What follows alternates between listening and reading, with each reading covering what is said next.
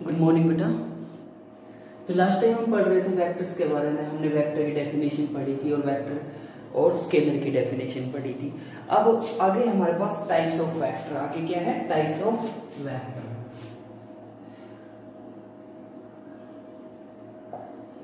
ठीक है, तो टाइप्स ऑफ वेक्टर में सबसे पहले हम डिस्कस करते हैं बेटा पोलर वेक्टर्स के बारे में। बहुत सारे वेक्टर्स हैं, उनको बारी बारी स्टडी कर लेते हैं। पोलर वेक्टर और दूसरा होता है हमारे पास नॉन पोलर वेक्टर। ठीक है, non polar vector, polar vector and non polar vector. ठीक है बेटा। तो बेटा पोलर वेक्टर वो होते हैं जिसका ट्रांसलेशनल इफेक्ट होता है। The vector which have translational effect, the vector which have translational effect, जिसका ट्रांसलेशनल इफेक्ट होता है, and its head and tail lies on the same line. इसका हेड और टेल एक ही लाइन के ऊपर लाई करते हैं। फॉर एग्जाम्पल अपने पास क्या हो गया बेटा? एग्जाम्पल है डिस्प्लेसमेंट हो गया, ठीक है, डिस्प्लेसमेंट हो गया, ठीक है, वेलोसिटी हो गया, फोर्स हो गया, ठीक है, मोमेंटम हो गया, ईटीसी। ये सारे क्या है? Polar vector. वो वेक्टर जिनका मेन क्या है? ट्रांसलेशनल इफेक्ट शो करते हैं। ट्रांसलेशन का मतलब which moves along a straight line. Translation का मतलब है कि जो स्ट्रेट लाइन के अलोंग एक्ट करते हैं, which along act along the straight line. दूसरा हमारे पास है नॉन पोलर वेक्टर। वो वेक्टर जो रोटेशनल इफेक्ट शो करते हैं। The vector which shows rotational effect, which shows rotational effect, जिनका क्या होता है? रोटेशनल इफेक्ट शो करता है, and its direction is given bye, किससे दी जाती है? It's direction is given bye right hand screw, right hand thumb rule या राइट हैंड थंब रूल। ठीक है, राइट हैंडेड स्क्रू रूल, ठीक है, और राइट हैंड थंब रूल से देते हैं। हम इसको डिटेल से पढ़ेंगे आगे चल के, ठीक है। Right hand thumb rule means वो वेक्टर जो रोटेशनल इफेक्ट शो करते हैं वो नॉन पोलर होते हैं, जो ट्रांसलेशनल इफेक्ट शो करते हैं वो पोलर वेक्टर होते हैं। इसके एग्जांपल क्या है? Displacement, velocity, force, momentum, etc हमारे पास क्या है? पोलर वेक्टर्स के एग्जांपल। नॉन पोलर के क्या एग्जांपल हो सकते हैं बेटा? नॉन पोलर के एग्जांपल अपने पास होते हैं, जैसे हो गया एंगुलर मोमेंटम हो गया। क्या हो गया? एंगुलर मोमेंटम, एंगुलर मोमेंटम हो गया, एंगुलर वेलोसिटी हो गया, एंगुलर वेलोसिटी हो गया, ठीक है, टॉर्क हो गया। ये सारे क्या है? Non polar vector. क्योंकि इसमें क्या होता है कि पार्टिकल है या कोई भी ऑब्जेक्ट है अपने एक्सिस के अबाउट रोटेट करता है। जैसे ये अपने पास क्या है? मार्कर है, ये क्या कर रहा है? रोटेट कर रहा है किसी एक्सिस के अबाउट, या अपने खुद के एक्सिस के अबाउट रोटेट कर रहा है इस प्रकार से। तो इसमें जो होता है अपने पास वो नॉन पोलर वेक्टर होता है। इसमें एंगुलर मोमेंटम हो गया। अगर ये ये जो वेक्टर ये रोटेट कर रहा है, ये मार्कर, इसकी जो एंगुलर वेलोसिटी है, ठीक है, या इसका एंगुलर मोमेंटम है, ये क्या है? नॉन पोलर वेक्टर है। ठीक है, वो क्या है हमारे पास? Non polar vector. तो ये बेटा पोलर और नॉन पोलर वेक्टर्स के हमारे पास क्या है? एग्जांपल्स है। अब इसी के साथ आगे चलते हैं। अलग टाइप ऑफ वेक्टर, इनको कॉपी करते रहना बेटा साथ साथ। आप आई होप आप लोगों को अच्छे से क्लियर हो रहा होगा। अगला हमारे पास होता है बेटा, अच्छा इसी में एक चीज और बताना चाहूंगा आप लोगों को, इंपॉर्टेंट बात है, नोट करके भी लिख सकते हो नॉन पोलर वेक्टर्स के बारे में, नोट करके लिख लो। देखो अगर यहाँ पे देखो मैंने बताया एंगुलर वेलोसिटी, एंगुलर मोमेंटम, ऐसे ही हमारे पास होता है एंगुलर डिस्प्लेसमेंट, मतलब थीटा एंगल। जैसे मान लो हमारे पास क्या है, ये है, ठीक है। ये क्या हमारा मार्कर है, ये क्या कर रहा है, ये एक्स एक्सिस है, ये क्या है, वाई एक्सिस है, ठीक है। तो कोई चीज अगर एक्स एक्सिस के अबाउट रोटेट कर रही है, कोई चीज क्या कर रही है, एक्स एक्सिस के अबाउट रोटेट कर रही है, फिर क्या कर रही है, वाई एक्सिस के अबाउट रोटेट कर रही है। अगेन पहले एक्स एक्सिस के अबाउट रोटेट कर रही है थीटा एंगल, और फिर वाई एक्सिस के अबाउट, ठीक है। तो टोटल रोटेशन कितना हो जाएगा, θ1 प्लस θ2, ठीक है। और पहले देखो एक्स एक्सिस के अबाउट किया था, फिर वाई एक्सिस। अगर वही चीज, मैं इसका एग्जांपल देता हूं, देखो पहले ये चीज, लुक ये पहले क्या कर रहा है, ऐसे रोटेट कर रहा है, ऐसे एक्स एक्सिस के अबाउट, फिर वाई एक्सिस के अबाउट, ठीक है। तो इसका ये जो शेप आया इस प्रकार से आया, ध्यान से देखना, देखो, ठीक है। अब ये जो दूसरा है हमारे पास, ये पहले क्या हो रहा है, वाई एक्सिस के अबाउट रोटेट, ये पहले ऐसे था इस पोजीशन में, पहले क्या कर रहा है, वाई एक्सिस के अबाउट रोटेट किया, पहले किस पोजीशन, पहले कैसे रोटेट किया, वाई एक्सिस पहले किया हमारे पास वाई एक्सिस के अबाउट, और फिर हमारा किया एक्स एक्सिस के अबाउट, ठीक है। तो इन दोनों केसेस में मैं आप लोगों को बता देता हूं कि जो θ1 प्लस θ2 नॉट इक्वल टू आएगा θ2 प्लस θ1 की। मींस यहां पे जो हो रहा है हमारे पास, जो एंगुलर डिस्प्लेसमेंट है, दोबारा से एंगुलर डिस्प्लेसमेंट है, वो कॉम्यूटेटिव लॉ को ओबे नहीं कर रहा है। एंगुलर डिस्प्लेसमेंट है, वो कॉम्यूटेटिव लॉ को ओबे नहीं कर रहा है। तो जो हमारा एंगुलर डिस्प्लेसमेंट है, large angular displacement, I am talking about large angular displacement, तो वो हमारा वेक्टर क्वांटिटी नहीं है। बिकॉज मैंने आपको बेटा वेक्टर की कुछ एक कंडीशन बताई थी, उसके पास मैग्नीट्यूड होना चाहिए, उसके पास डायरेक्शन होनी चाहिए, और सबसे इंपॉर्टेंट कंडीशन वो वेक्टर के लॉज को ओबे करना चाहिए। वेक्टर के कुछ एक लॉज हैं, अलजेब्रिक रूल्स हैं, उनको फॉलो करना चाहिए, ठीक है। तो ये अलजेब्रिक रूल में सबसे पहले तो यही आता है कॉम्यूटेटिव। कॉम्यूटेटिव का मतलब क्या होता है, θ1 plus θ2 should be equal to, ये किसके बराबर होना चाहिए, θ2 प्लस θ1, तो ये कॉम्यूटेटिव है। लेकिन एंगुलर डिस्प्लेसमेंट में ये इक्वल नहीं होता है, तो यहाँ पे angular displacement, large angular displacement is not a vector quantity. ये must, this point must be considered in your mind, ठीक है। तो मैं आप लोगों को लिखवा देता हूं ये चीज नोट करके, large angular displacement, large angular displacement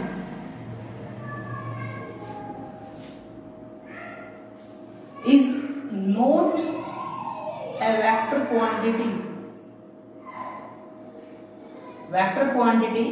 because it does not obey the commutative law of vector addition। Vector addition की कॉम्यूटेटिव लॉ को ओबे नहीं करता है। Means θ1 plus θ2 not equal to θ2 plus θ1। तो ये हमारा इंपॉर्टेंट पॉइंट है, ये आपको दिमाग में रखना है। लार्ज एंगुलर डिस्प्लेसमेंट, लार्ज, ठीक है। तो ये हमारा बेटा क्या है, पोलर और नॉन पोलर वेक्टर्स के बारे में था, इसको कॉपी करते रहना साथ साथ, ठीक है। उसके बाद अगला जो टॉपिक है हमारे पास बेटा, अगला जो वेक्टर की टाइप है वो है position vector and displacement vector. अगला क्या है, position vector and displacement vector. Screen को पॉज करके यहां से आप लोग कॉपी कर सकते हो।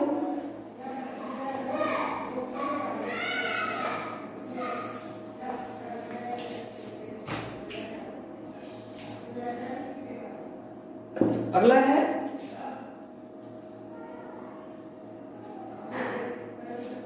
Position vector.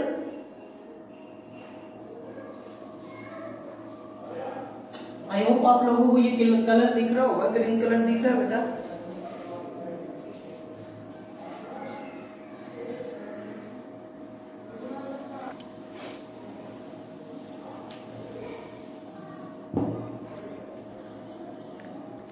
ओके बेटा, ऑल गुड, ठीक है। तो ये हमारे पास क्या है, पोजीशन वेक्टर है, और दूसरा क्या है, डिस्प्लेसमेंट वेक्टर। दूसरा क्या है, डिस्प्लेसमेंट वेक्टर, ठीक है। एक बात और बताना चाहूंगा आप लोगों को, जितने भी ज्यादातर वेक्टर्स की डेफिनेशन बेटा उनके नाम में ही छुपी होती है, ठीक है। उनके नाम को अच्छे से ध्यान से सुनो, डेफिनेशन अपने आप निकल आएगी। जैसे पोजीशन वेक्टर, वो वेक्टर जो किसी पार्टिकल की पोजीशन के बारे में बताता है, वो वेक्टर जो किसी पार्टिकल की पोजीशन के बारे में बताता है, that is called position vector. उसको हम क्या कहते हैं? पोजीशन वेक्टर कहते हैं। सिमिलरली डिस्प्लेसमेंट वेक्टर क्या होता है? जो पार्टिकल के डिस्प्लेसमेंट के बारे में बताता है, वो होता है डिस्प्लेसमेंट वेक्टर। फॉर एग्जांपल बेटा, ये हमारे पास अपना एक्सिस है, this is X axis and this is Y axis. ये एक्सिस हमारे पास एक्स एक्सिस है और ये क्या है?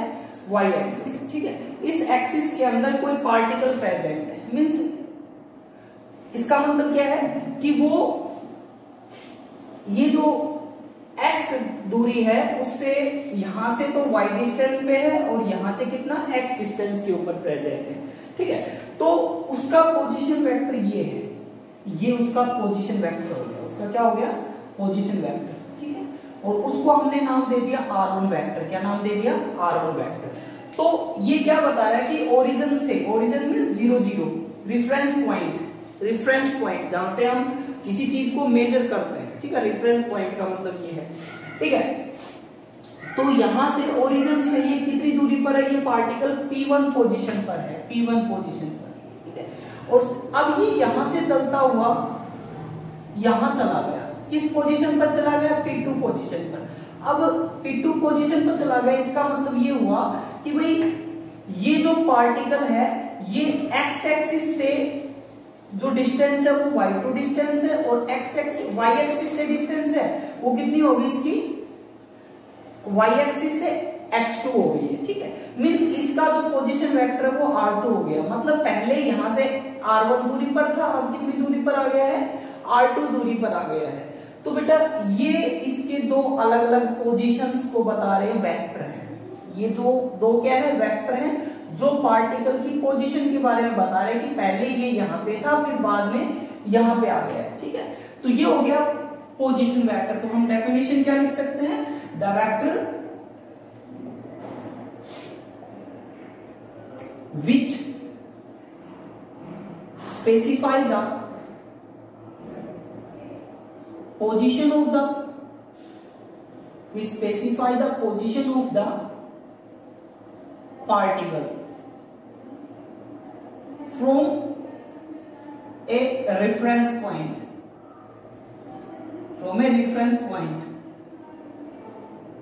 is called, रेफरेंस पॉइंट ये हो गया 0 0। रेफरेंस का मतलब क्या है कि हम कहां से डिस्टेंस को मेजर कर रहे हैं। Reference point is called position vector. उसको क्या कहते हैं? Position vector. ठीक है, यहां पे लिख लेंगे r1 and r2, vector r1 and vector r2 represents the position vector। r1 r2 क्या है? पोजीशन वेक्टर है। सिमिलरली हम यहाँ पे डिस्प्लेसमेंट वेक्टर की बात कर रहे हैं, तो मैंने आपको बताया डिस्प्लेसमेंट में क्या किया कि ये जो पार्टिकल है ये यहां से P1 पॉइंट से चलता हुआ P2 पॉइंट पे चला गया है। तो ये जो हो गया हमारे पास डिस्प्लेसमेंट हो गया, और इसको मैं रिप्रेजेंट करूंगा डेल्टा आर से। किससे रिप्रेजेंट करूंगा? डेल्टा आर से। तो यहां पे हम क्या लिखेंगे? The vector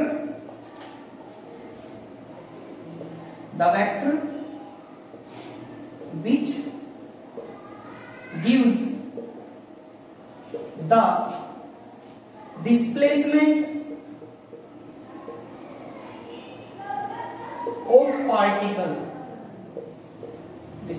of particle from one position to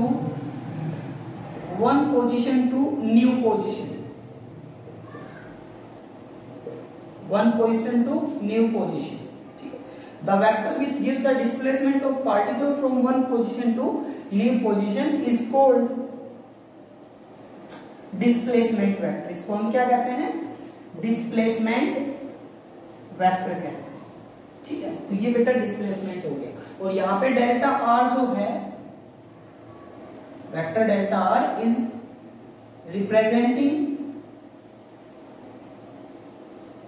किसको रिप्रेजेंट कर रहा है? डिस्प्लेसमेंट वेक्टर को, डिस्प्लेसमेंट वेक्टर। ठीक है, तो आई होप आप लोगों को ये क्लियर हो रहा है। ठीक है, तो this is displacement vector. Now अगला जो है हमारे पास डिस्प्लेसमेंट वेक्टर, और फिर उसके बाद पढ़ने के बाद आता है हमारे पास फिक्स्ड और फ्री वेक्टर्स। फिक्स्ड और फ्री वेक्टर्स, ठीक है। अगला है बेटा अपने पास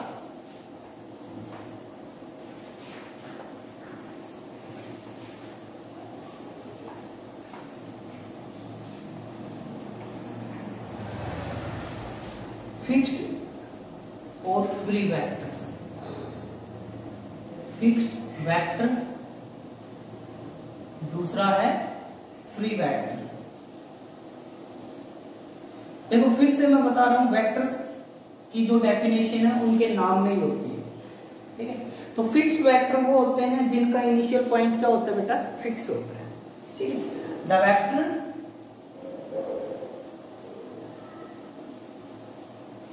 whose initial point is fixed, जिसका इनिशियल पॉइंट क्या है, फिक्स है। फॉर एग्जाम्पल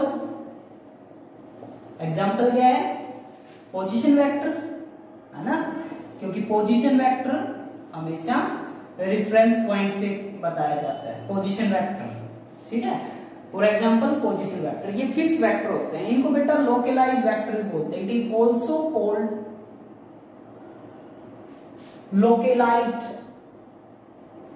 लोकलाइज्ड वेक्टर, ठीक है। ये होते हैं फिक्स वेक्टर्स, ओके। दोबारा से, फिक्स वेक्टर वो होते हैं जिनका इनिशियल पॉइंट फिक्स होता है, इनको लोकलाइज वेक्टर भी बोलते हैं। और एग्जाम्पल है पोजीशन वेक्टर। दूसरा होता है फ्री वेक्टर, जैसे नाम से ही पता चल रहा है, जिनका इनिशियल पॉइंट फिक्स नहीं होता है। The vector whose initial point is not fixed, जिनका इनिशियल पॉइंट फिक्स नहीं है, ठीक है, is called free और delocalized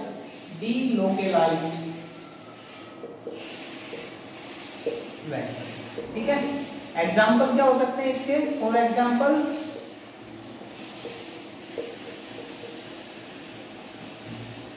वेलोसिटी वेक्टर हो गया, डिस्प्लेसमेंट वेक्टर हो गया, डिस्प्लेसमेंट वेक्टर और वेलोसिटी वेक्टर, ठीक है। ये क्या है, फ्री वेक्टर्स होते हैं, ओके। क्योंकि ये हमेशा वहीं से स्टार्ट होते हैं जहां से पार्टिकल का डिस्प्लेसमेंट शुरू होता है, मींस ये फिक्स नहीं है, ठीक है। और वेलोसिटी वेक्टर भी कहां से स्टार्ट होता है, जहां से पार्टिकल ने चलना शुरू किया होता है। पार्टिकल तो कहीं से भी चल सकता है, इट मींस ये फिक्स नहीं है, तो इसलिए हम इसको क्या कहेंगे, फ्री वेक्टर, और इसको क्या कहेंगे, फिक्स वेक्टर, ओके। ये दो टाइप के अलग अलग वेक्टर्स है अपने पास, इनको भी कॉपी कर लेना बेटा। अगला जो है हमारे पास जीरो वेक्टर और नल वेक्टर, ठीक है, जीरो वेक्टर और null vector.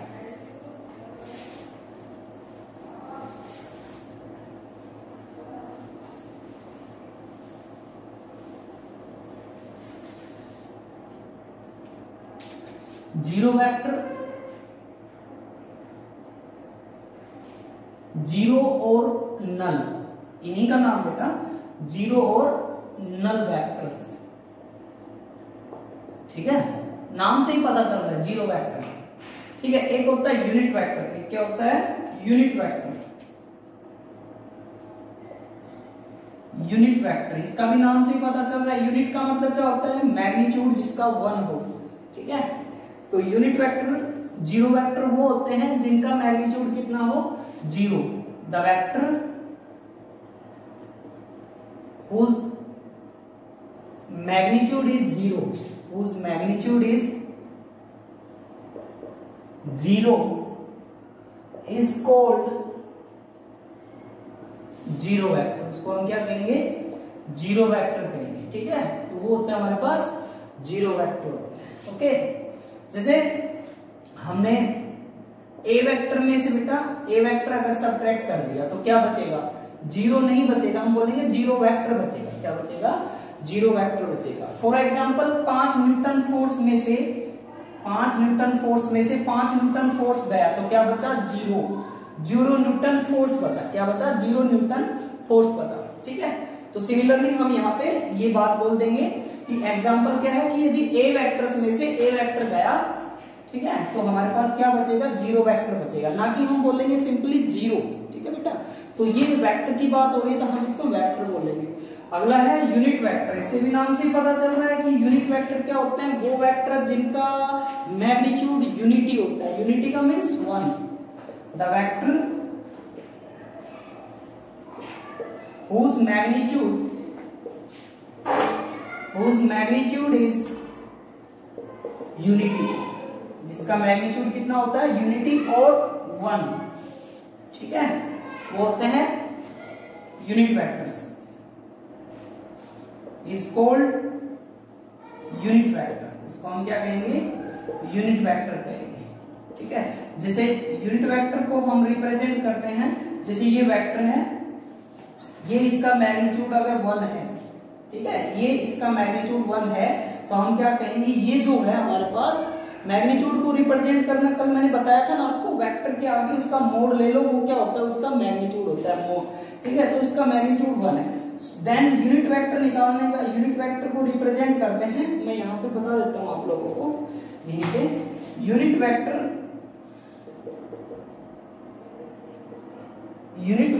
Is represented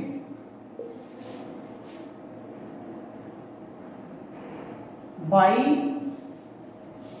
a cap on the head of the symbol।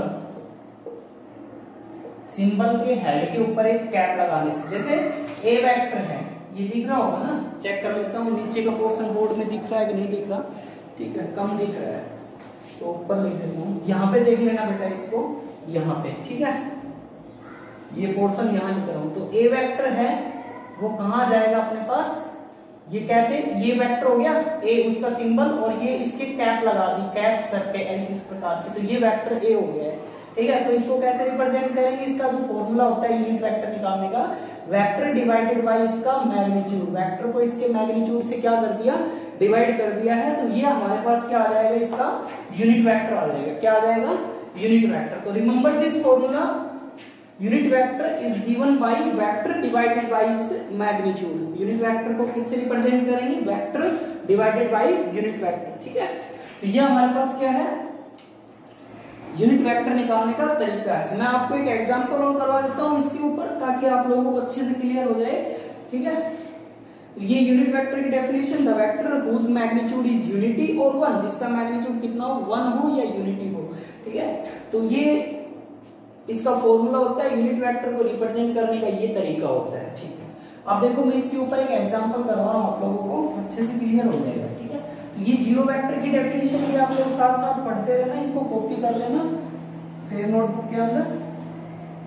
ठीक है, लुक, ये जो है एग्जांपल है दिया हुआ है, find the unit vector, find the unit vector of the given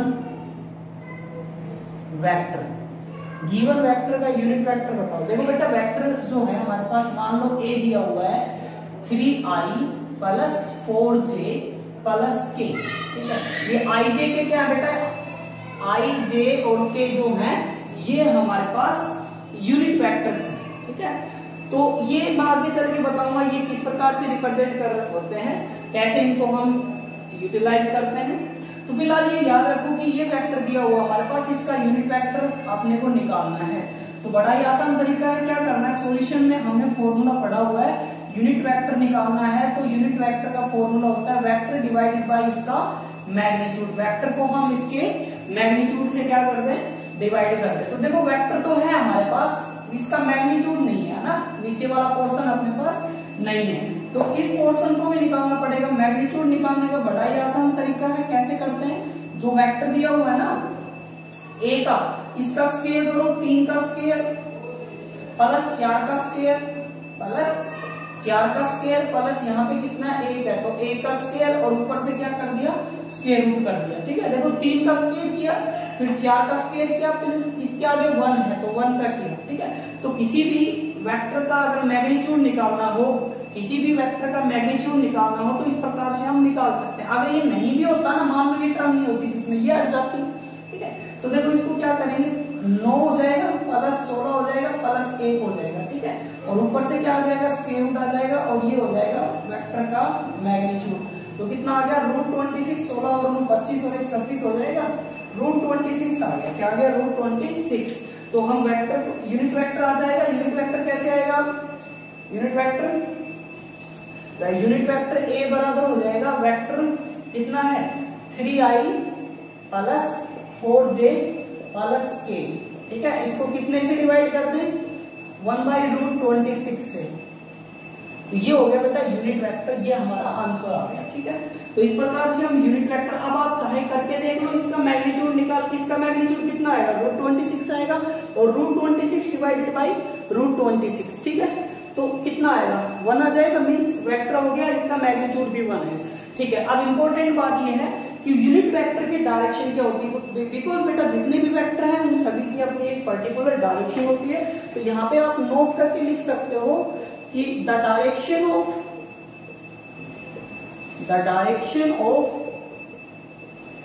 unit vector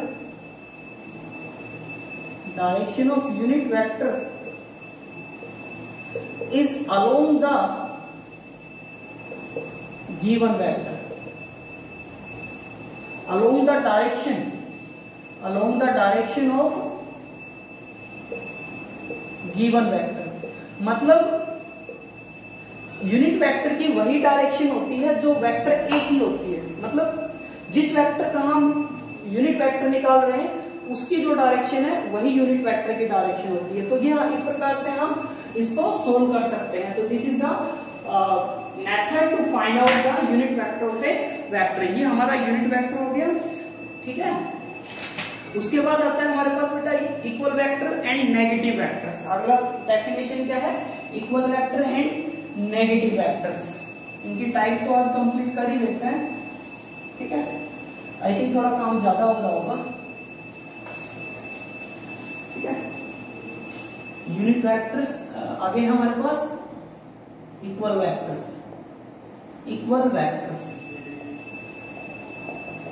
ठीक है, दूसरा क्या है, नेगेटिव वेक्टर। इक्वल वेक्टर कौन से होते हैं, वो वेक्टर जिनका मैग्नीट्यूड और डायरेक्शन क्या हो, सेम हो। The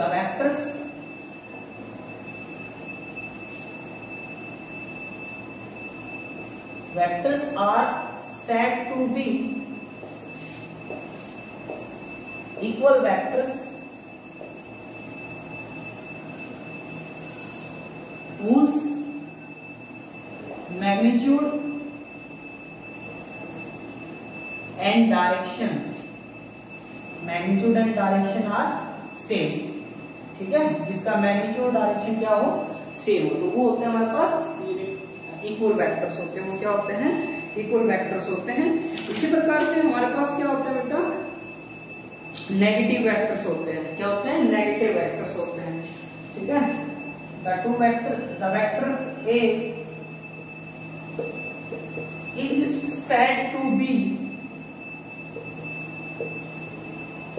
negative of vector B if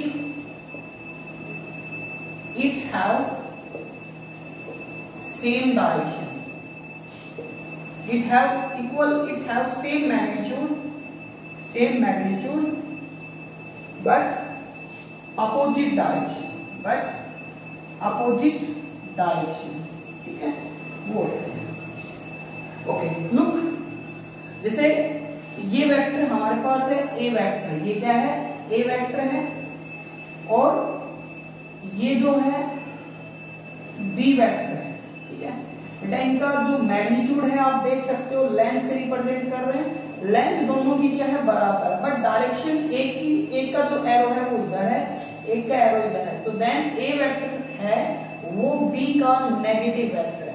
A vector है वो बी का क्या है, नेगेटिव वेक्टर है, तो ये हमारा नेगेटिव वेक्टर होता है। मीन्स दो वेक्टर्स को नेगेटिव वेक्टर तब कहेंगे जब एक वेक्टर के पास दूसरे वेक्टर के इक्वल मैग्नीट्यूड हो और दोनों की डायरेक्शन क्या हो, अलग अलग हो। इसी प्रकार से इक्वल वेक्टर्स का भी एग्जांपल दे सकते हैं कि ये दो वेक्टर्स हैं, इनका सेम मैग्नीट्यूड है और सेम डायरेक्शन है, ए वेक्टर बी वेक्टर, ठीक है। तो A vector equal to B vector, ठीक है, तो ये हमारा क्या हो गया, इक्वल वेक्टर। देखो लेंथ दोनों की बराबर है और दोनों का डायरेक्शन भी क्या है, सेम है। तो these are two equal vectors and negative vector, the vector is said to be negative of the negative vector A is said to be negative of B if it have same magnitude but opposite direction, then it is called negative vector। तब हम इसको क्या कहेंगे, negative vector कहेंगे, ठीक है। Okay बेटा, अब आता है हमारे पास अगला कोलिनियर और पैरेलल वेक्टर्स। कोलिनियर और पैरेलल वेक्टर्स,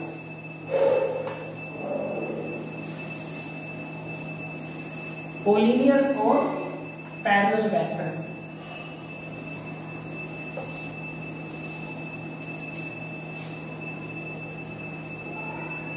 कोलिनियर और पैरेलल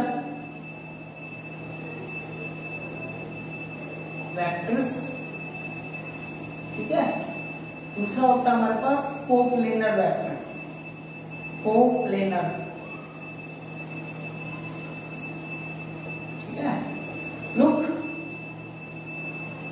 नाम से ही पता चलता है। कोलिनियर एक ऐसे वेक्टर जो सेम लाइन के लोग एक्ट करते हैं, या पैरेलल वेक्टर्स होते हैं उनको भी क्या कहते हैं, कोलिनियर वेक्टर कहते हैं। को का मतलब होता है सेम, लीनियर का मतलब on the same line, then the two vectors, the vectors which are acting along the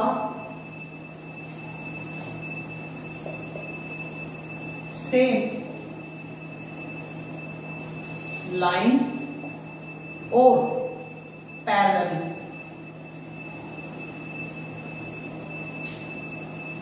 are called collinear vector. इनको क्या कहते हैं, कोलिनियर और पैरेलल वेक्टर्स,